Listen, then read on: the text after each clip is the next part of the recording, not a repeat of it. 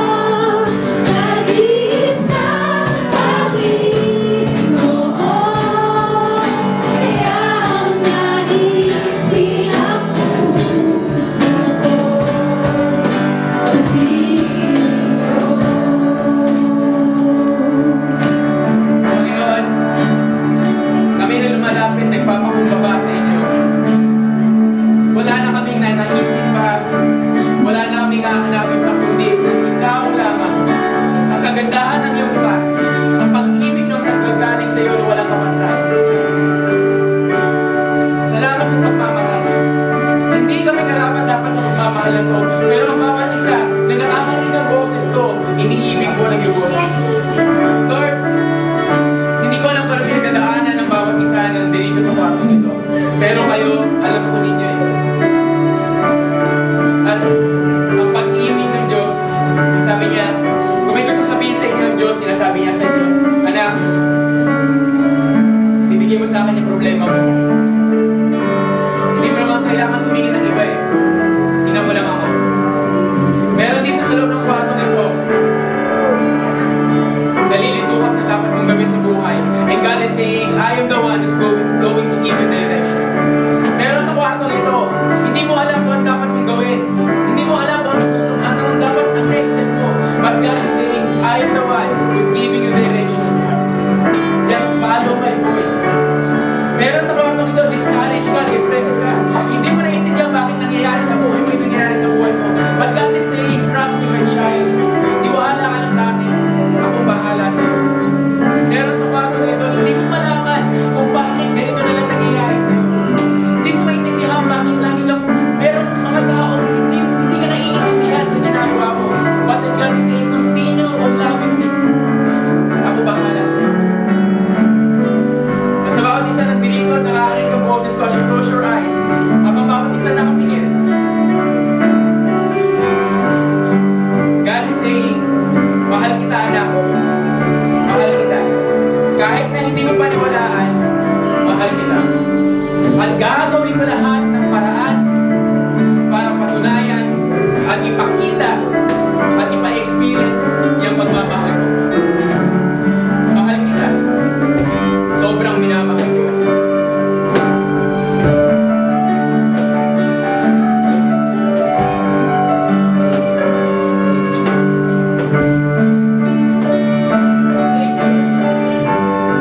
Can I invite everyone just to sing once more? Bilang ng instruments. Let's just sing with our voice, the chorus. Wala nang hanapin pa, wala nang nanaisin pa, kundi mamalagi sa piling nyo, aming Ama. You sing with your voice only. Wala nang papantay sa'yo, nag-iisang Panginoon, kaya ang naisin ng puso ko. Once more, let's continue to worship. Sa piling nyo, wala nang hahanapin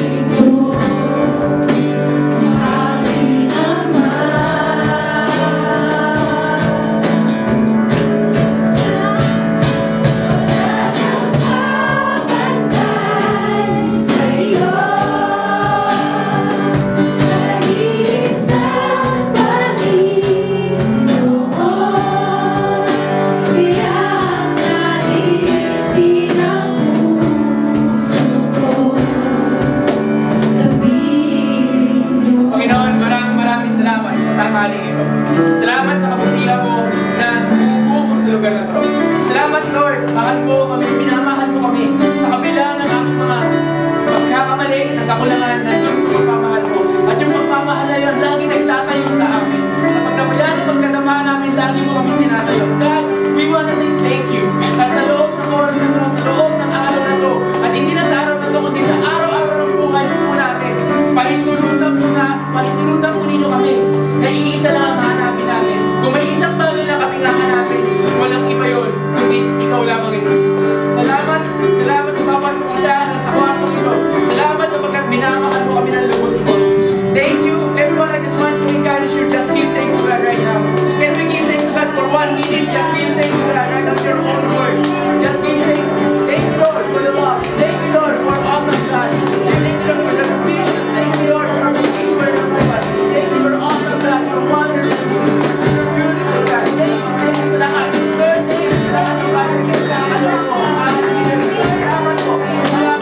Awesome, wonderful, amazing, beautiful God. Thank you, Jesus. Salamat po. Thank you.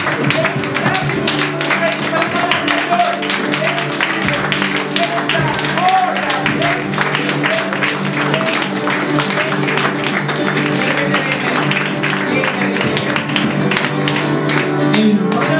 Thank you. We love you, we praise you. You deserve glory and praise. Amen. Palakpakan natin si Jesus. So, nakapit ko nga yung lalaki sa lalaki, babae sa babae. Hindi mo makakita ng Lord. Encourage natin bawat isa. Diba? Okay, so, that is good. Okay, so,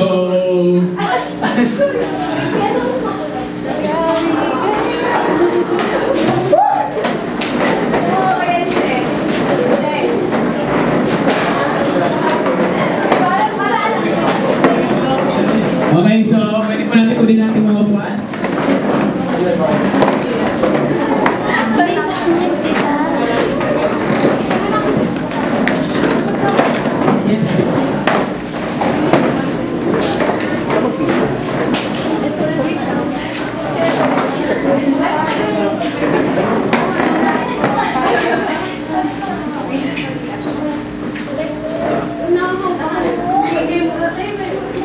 Okay, so, welcome sa...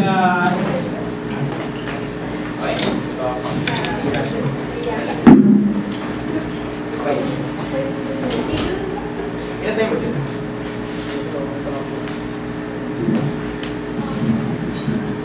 Okay, sino ganyan sa presence ng Lord? Grabe, di ba? So, welcome natin yung mga first timer dito. Yun, so welcome natin yung... Welcome natin ba yung grupa si Dave? Yan, okay. Dave, tapos, bro, pangalan mo? Kyle. Ha?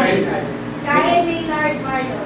Si Marlon, si Maynard, si Kyle. Okay, so welcome natin sila. Palakpakan naman natin sila. Okay, palakpakan natin mga nag-invite sa kanila. So, yung mga nag-invite ka, papakainin daw mamaya. Okay, so, anyway, so para sa mga karamihan dito, kilala naman na ako, para sa mga first timer, ako si Kuya Mike.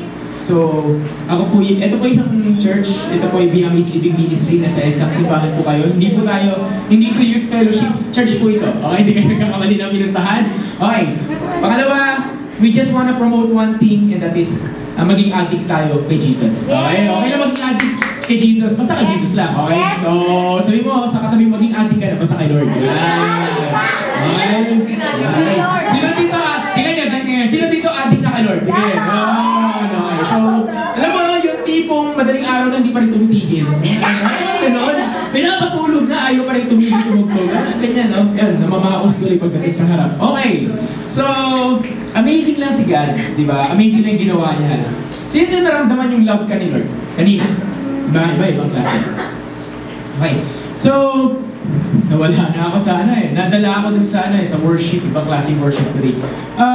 As we proceed sa ating offering, as we proceed sa our giving time, may gusto na ako i-share. Bago ako mag-proceed sa word, share yung sino dito handa na magbigay para kay God? Okay, ganito. Mukhang nagpaparamdam na kailangan natin bumili yung bagong mic. Okay, so ganito. Nung, tawag dito? Itong last week na to, sino dito nakaranas ka ng, ginamit ka ng Lord para maging blessing sa isang tao? Yung gano'n, yung tipong may dumaan sa yung pera, tapos sabi ng biglang sa puso mo, biglang naramdaman mo sa puso mo, hindi para sa yan, panlibre po dito sa taong ito, etc. Sino may gano'n? Sino nakaranas ng gano'n? Meron naman. Okay. So eventually, meron mga dumating sa pagkakataon. Etong week na to, may tinuro sa akin si God at sa about blessing. So, sino dito gusto ma-bless? Lahat naman, di ba? Lahat dito gusto ma-bless? Yes! Hindi, mahina eh.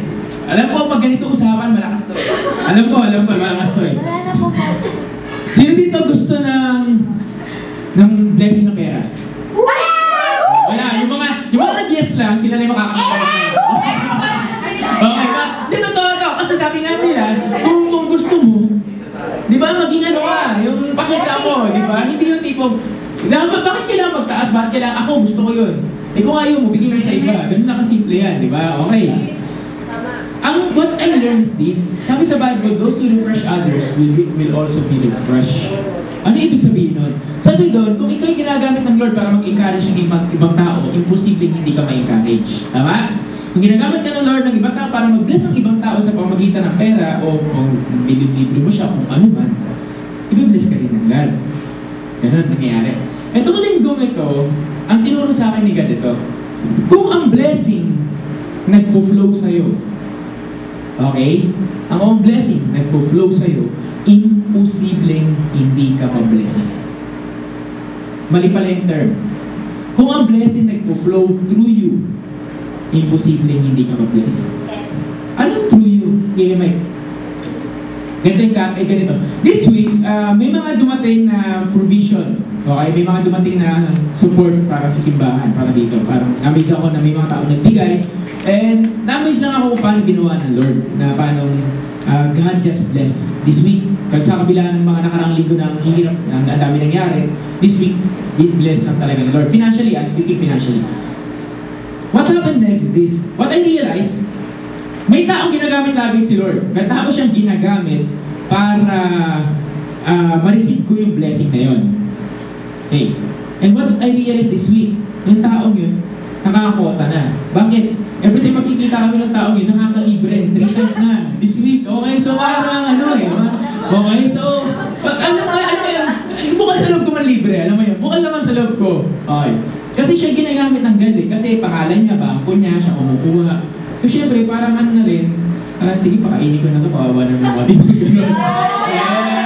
Pero honestly, that person is really a blessing. Kasi sa kanya nag-flow eh. So through that, tinuro ni God na imposibleng hindi ka ma-bless. Imposible. Kung kahit ikaw lang yung tagadala ng blessing, imposibleng hindi ka ma-bless. Anong ibig sabihin tagadala ng blessing? Minsan kasi may magbibigay sa'yo ng pera. At bigla mag-i-speak sa'yo si Lord at sasabihin niya, hindi sa'yo yan. Anong gagawin mo? Iyak. Diba? Ano sabihin mo? Diba? Parang kahapon lang. Tumitingin ako ng ano kasi gusto ko bumili ng Bible para sa ilan sa mga tao dito. Okay. Nakipagtalo ko ngayon kay God. Kasi may Bible doon na medyo maganda-ganda eh. Tapos, Lord, mahal to. Yan. Kuripot ako. Kuripot ako. Okay. Mahal to. Wag yan. Tapos nilagay ko yung Bible sa taas ng estante. Next na nangyari, nahulog yung Bible sa ulo ko. Mismo. Kasi pagkalagay ka nahulog siya mismo sa tapat mo, tapos biglang may thought. Pwede naniwala kayo na ito galing kay Lord o ako lang. Basta may thoughts na pumasok na, bakit mo tinitipid yung salita ko? Napwersa ako bumili. So, today, may mga tao lang ako i-bless. May bibigyan ako ng Bible, di ba? So, na-amaze lang. Binigay ko na yung iba. Yung kung kanino man napunta yung Bible na ayaw kong bilhin, tingnan nyo na lang dito. Nasa loob ng simbahan na ito. Ayan. So, bless lang siya ng Lord. Kasi, that person became a blessing. Okay? So, palakpakan natin si God. So, as we were opening, pakuha nga yun. Ayan. Ilan ka may labas? Wala po. Ayan, okay. So, Ngayon, sa mga hindi nakakaalam kung bakit violin baguette dito sa harapan. Okay ba? Hindi ito para sa akin, hindi ito para sa magbigay. Pero para sa mga first timer, hindi po kayo pinagpala sa magbigay, pero kung kaya nyo magbigay, i-bless kayo ng Lord. Pero kahit hindi kayo magbigay, i-bless pa rin kayo ng Lord. Okay? Ganyan siya sa the best. Pero pag kayo nagbigay, mas i-bless kayo ng Lord. Okay? So, malinaw. Okay? But anyway, bakit may violin dito? Again, baka sa mga nagtataka, bakit ayan ulit gagamitin natin yung ginamit natin last week? Last week na iba yung ginawa ng God last week. So, gusto ko lang in faith na, Lord, kung how you blessed us last week, you will bless us again this week. Amen ba? Amen! So, let's pray. Father God, maraming salamat po, Panginoon, for everything. Thank you. Thank you, God, and we love you, Lord. Thank you, Jesus. God, as we give our offering today, be the one to take over, be the one, Lord God, to just bless yung offering. Thank you, we love you, we praise you, thank you, Jesus. Amen and amen. Ayos na magbigay.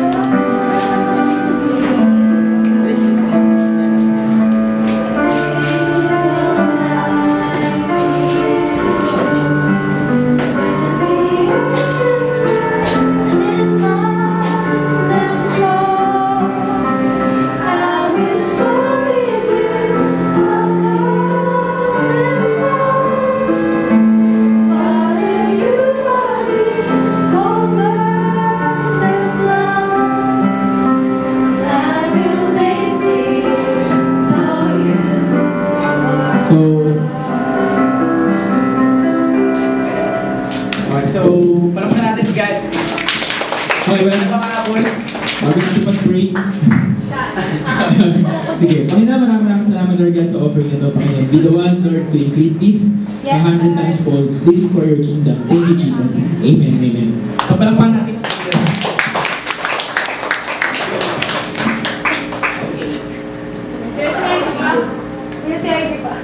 Si ID pa ba? Oo, sige. Hindi ko lang yan ako ba?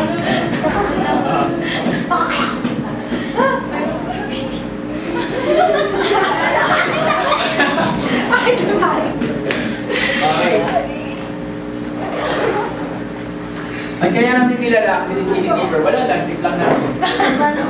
Okay. Okay, so for this afternoon lang, hindi ako gagamit ng mic kasi nagluloko yung mic. Pero mas gusto ko mag-speak sa inyo ng walang mic. Narinig niyo ba ako? Yes. Ito naman, narinig niyo ba ako? Narinig niyo ba ako? Okay. Kasi mas madali mag-express para sa akin na wala daw. By next Sunday, may lapel na ako. So, by next Sunday, may lapel na ako. So, hindi na kailangan ng mic. Okay. So, nakalimutan natin kumuha ng pulpit eh. Ba't? Hindi lang gagamitin ko. Sino dito? Ito yung part 2 bali ng message ko last Sunday. Ang message ko last Sunday is about running. Diba? Sa in summary, yung mga wala dito, ang shinare ko about marathon. Ako, sa mga hindi nakakilala sa akin, para sa mga first timers, nagmamarathon ako, tumatakbo ako ng 42 kilometers, ang ipag-complete ako, until 2013, kung saan tumigil ako mag-run. Okay? Tumigil ako mag-run. Tapos, ngayon, sinusubukan ko ibalik. Siguro, ang target ko by next year, makabalik ako sa run. Ang target ko dapat next year, February, mag-Condura Marathon ako. Ano yung Condura Marathon? Sino dito nakakalam ng Skyway? Skyway? Hindi nga alam yung Skyway? Skyway, so saan na bang yung magtulay ng tayo? Yun, Skyway. Okay. Ang Condura Marathon, doon ginagawa. Doon. 42 kilometers yun. ang huli kong marathon, ang huli kong takbo doon sa Skyway, 42 kilometers, yun din yung pinakamabagal at yun din yung marathon na sinumpa ko. Okay. Kasi iba siya, hindi siya madali. Unfortunately, sarado na yung registration. Ganito kaagad. As early as today, as ngayon, sarado na yung registration pero ang race ay sa February pa. At na-reach na nila yung target nilang mag-race ng 42 kilometers, 5,000 lang naman. So, 5,000 tao ang tatakbo ng 42 kilometers sa February 15, 2015. So, basta second Saturday naman. So, sayang, wala ako doon, pero sabi ko, Lord, bakit ito na naman yung message ko? Then may tinuro si Lord sa akin, mayroon akong hindi na i-share last week, and it's not about marathon. What I'm going to share today is something na I believe maraming makaka-relate. Kung ano man pinagdadaanan nyo, lahat dito makaka-relate. Okay. So, ready na kayo? Yes! Okay. Father God, we want to say thank you for your word. And today, let your word just reveal fresh revelation. Kaya pahintulutan po ninyo mag-usap kayo sa puso namin. Kung ano may pinagdadaanan ng bawat isa, kayo po yung mag-usap, kayo po yung magsalita. Hindi po kami. Hindi lang ako, but more of you, God, all of you. Thank you, Jesus. Amen. Palakpakan natin ang Diyos. Okay. Sa totoo lang, isang verse lang talaga ang gusto kong gamitin. Sa totoo lang, pinaglalaban ko yun eh. At ang verse ay pakibuksan ng Bible sa Romans chapter 8, verse 37.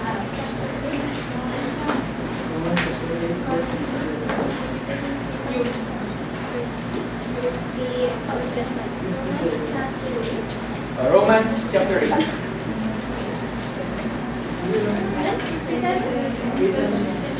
Again, kuya. Romans 8. Ano na? 8. Tapos, hindi 27. Hindi rin. 37. Hindi na? Okay. Ito lang ang nag-iisang Bible verse na gusto kong gamitin. Pero, pwede ako mag-focus dito, pwede rin hindi. Okay. Pero tingnan natin kung ano gusto ng Lord. Romans chapter 8, verse 37. Yet in all these things we are more than conquerors through Him who loved us. Again, yet in all these things we are what? More than conquerors.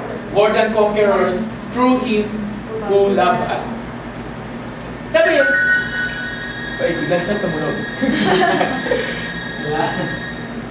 Hindi, kasi pinato ko yung Bible eh. Walang multo, huwag kayo mag-alala. Okay. Anyway, sabi sa Romans 8:37, we are more than conquerors through Him who loves us. Pag sinabing conqueror, anong ginagawa mo? May ginawa-conquer. Okay.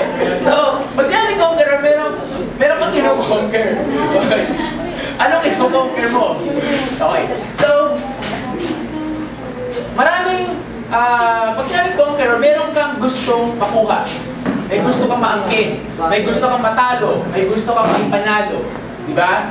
Yes. Tanong, sino dito conqueror? Ako! Ano yung binigtas sa kamay? Are you not a conqueror? Okay. So, conqueror ka ba? Tanong mo yung katabi mo kung conqueror ka. Yes, I am. Ano ha? Linawin natin. Okay, mga kapatid. Linawin natin. Conqueror ang hindi King Kong. Baka tanongin mo siya, okay? So tanongin mo dyan kung conqueror ba yan. Okay. Ngayon nung nagsimula akong, anong relation nitong verse na to sa running? Anong relation ng running sa buhay natin? Malaki. Nagsimula ako ng run 2012, tapos na-practice lang ako sa UP. As meron ako dating ka-churchmate, at sabi sa akin ng ka-churchmate ko before, bakit hindi mo subukan sumali sa Merrell?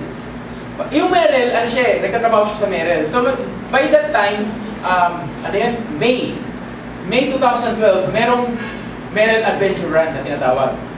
Sabi niya, ba't hindi mo subukan sumali? Wala po akong previous experience sa running. Pangarap ko lang makatakbo ng 20 kilometers matapos yung year 2012. Okay, yun lang yung pinaka-goal ko. Sabi niya, ba't di mo subukan sumali? Sabi ko, sige, ilang bang distance yan? Merong 5 kilometers, merong 10 kilometers, at merong 21 kilometers. O sige, di sali ako. konti lang yung difference ng 10. Sabi niya, kung huwag ka mag 5K, kasi ano yan eh, walang kwenta, pangit yan. Maiksi masyado. Mag 10K ka na lang, mag 10 kilometers ka lang ng takbo. Ang tatakbuhan nun, bundok. Bundok. Sige, mag 10K ako. Eh, konti na yung difference ng 10K sa kanang 21 kilometers. As in, siguro 200 lang yung difference. So ako naman, basta ililibre mo ako dito sa amount na idadagdag, magta-21 kilometers ako. Pinasok ko yung 21 kilometers, nag-register ako for 21 kilometers, hindi ko alam kung anong pinapasok ko. Okay. Nag-register ako and started training. Started running sa UP, I started doing exercises, so on and so forth. I started running sa iba't ibang lugar sa Pilipinas, tulad ng nasabi ko last week. Then, what happened next? Dumating na yung day, at bundok nga siya sa Montalban. Ano siya? Timberland. So, kung familiar with Timberland, good siya. So, at during that time, kinagabihan nun, umulan. Pag ikaw nasa gubat at umulan, anong meron? Ano ang mangyayari? Putik. At kasunod ng putik, ano? Dulas. Madulas. Okay. Pag ikaw, sa mga nagbabalak na gusto ko tumakbo ng bundok din, Kuya Mike, one piece of advice, ito hindi ito spiritual. Huwag kang tatakbo na gamit mo ordinaryong sapatos. Gumamit ka tumakbo ng tinatawag na trail shoes o yung exclusive na pang bundok. Ang gamit ko ng panahon na yon ay ordinaryong running shoes na puting-puti.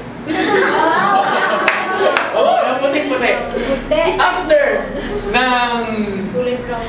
Hindi, brownish white na siya after na. Okay. Ngayon, ganito. Nagsimula yung run. So, bago magsimula yung run, 5 a.m., kabado kasi first time eh. Tapos ang dami nila, tapos mahamog, tapos alam mo yung malamig kasi kakulan lang eh. Then nagsimula na yung run. Nag-gun start na. Nagsimula ako tumakbo. Ang ganda pa ng pacing ko. Pag sabi pacing yung bilis ng takbo mo. Ang ganda pa yan. For the first loop, ano ba dinaanan nun? Isama rin na lang, hindi ko na isa-isa eh. May dumaan kami sa pataas sa bundok, dumaan kami sa ilog, dumaan kami sa bato-bato, dumaan kami sa pataas na parang, alam mo yung tali, tapos para makababa ka, kailangan mo ng tali. Na gano'n. Tapos dumaan kami sa mga bambu-bambu na pataas para makakyat ka, kailangan mo hawakan yung mga bambu-bambu kung hindi makakamay ka. Hindi na totoo yun. Tapos dumaan kami sa yung talahiban na tipong pag dito, bangin na, wala siyang harang. Yung tipo pag nahulog ka dire-diretso ka straight. Pero tas talahiban dito. Doon kami dumaan. Eto, masaya ako doon sa first 10K. Ang saya namin doon sa first 10K. Paano masaya? Alam mo yung sumisigap ako, sarap, ganito, ganyan. Tapos dumaan pa kami sa tinatawag ng mud pit. Ano mud pit? Yung tipong lulubog ka sa putik na hanggang dito yung putik mo. Diba? Ganun, yun. Lulubog ka doon. Man-made yun, hindi siya kupunoy. Man-made siya. Like, ginawa siya. So, ibig sabihin, Kuya Mike, kahit anong linis mo sa katawan mo ng pagtakbo at gaano man ka-demure ang pagtakbo mo, di ba? Pagkatapos sa kulay brown ka na rin. Okay. Ngayon, after nung run, after ng 21 kilometers, after ng 10K, natapos ko yung 10 kilometers, ganito lang. Natapos ko siya siguro ng 1 hour and 30 minutes. Inurasan ko eh. 1 hour and 30. Pag ikaw tumatakbo sa bundok, mabagal ka. Kasi bundok eh. Okay? Actually, doble yan ang oras ng takbo mo sa normal na ito. Kunyari, takbo ka lang dyan. Pag tumakbo ka sa bundok, doble. Ganun yung principle na. Mabilis yun. 1.5 or 30 minutes para sa isang trail at baguhan. Mabilis yun. Sa takbo ko, ito na naman si Yabang. Okay, so ang ruta namin sa 10 kilometers, yung isang ganun, 10.5 eh. So yung same na ruta na dinaanan namin nung una, yun din yung dinaanan, dahil yun din dadaanan namin. Kaso ang pinagkaibahan lang, yung dinaanan din namin na ruta, yun din yung dinaanan ng mga distance ng 10 kilometers. Tapos, ang pinagkaibahan din, habang dumaan kami sa loob ng 1.5 hour na nakalipas, umambon. Anong next na mangyayari? Yung lugar yung dinaanan namin, hindi na siya stable. Nagsimula na siya maging madulas.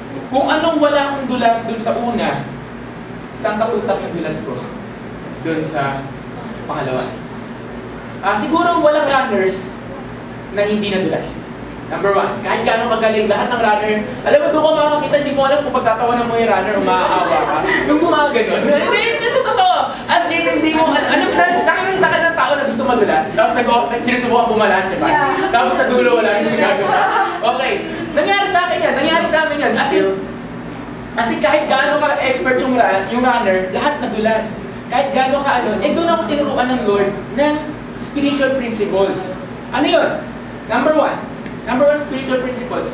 Always remember this. In our life, meron tayong kailangang takbuhan tulad ng preach ko last week. Meron tayong assignment, meron tayong responsibilidad, meron tayong duty, meron tayong calling na tinawag sa atin ni Lord. Amen? Amen. Hindi importante dito sa race ng life kung sino ang mauuna. Ang importante, matapos mo yung karera na binigay sa ni God. Tama? Yes. So, nung unang beses ako tumakbo dun sa, yung unang beses ko nagdulas, spirit, tayo ako. Then, diretso na.